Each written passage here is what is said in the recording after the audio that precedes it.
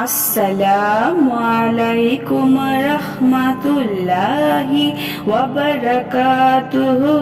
সুপ্রিয় সম্মানিত দর্শক শ্রোতা, আশা করি মহান রব্বুল আলামিনের দয়ায় আপনারা সকলেই ভালো আছেন।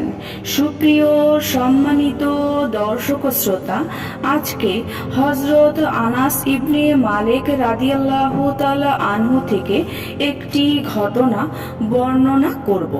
ঘটনার শিরোনাম হচ্ছে যার জন্য তোমার মন কাঁদে। আশা করব এবং অনুরোধ থাকবে ঘটনাটি শেষ পর্যন্ত শোনার।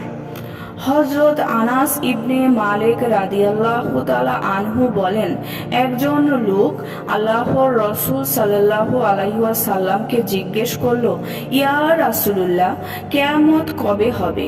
আল্লাহর রাসূল সাল্লাল্লাহু আলাইহি ওয়াসাল্লাম বললেন, তুমি তার জন্য কি প্রস্তুতি গ্রহণ করেছো?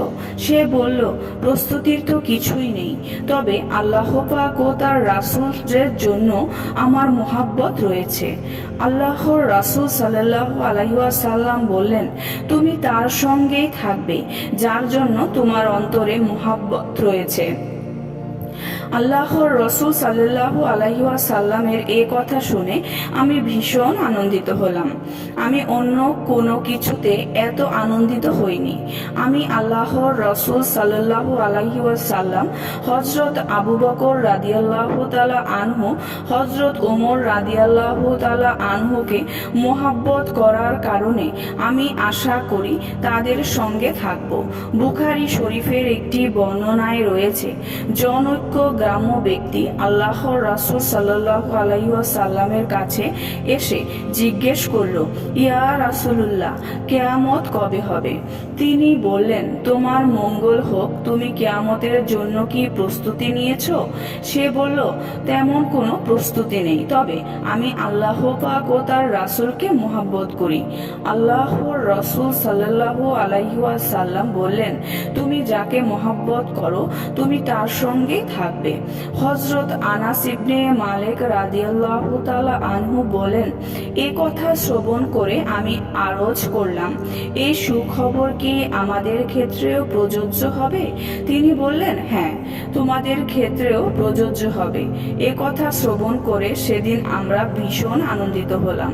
তিরমিজির এক রিওয়ায়েতে রয়েছে, হযরত আনাস ইবনে মালিক রাদিয়াল্লাহু তাআলা আনহু বলেন, আল্লাহর রাসূল সাল্লাল্লাহু আলাইহি ওয়াসাল্লামের উক্ত কথায় সাহাবায়ে কেরাম যত আনন্দিত হয়েছিলেন যে এতটা আনন্দিত অন্য কোথাও হননি।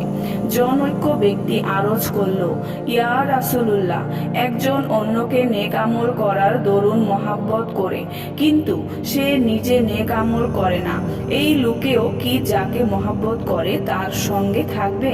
আল্লাহর রাসূল সাল্লাল্লাহু আলাইহি ওয়াসাল্লাম বললেন, মানুষ যাকে মহব্বত করে তার সঙ্গেই অবস্থান করবে।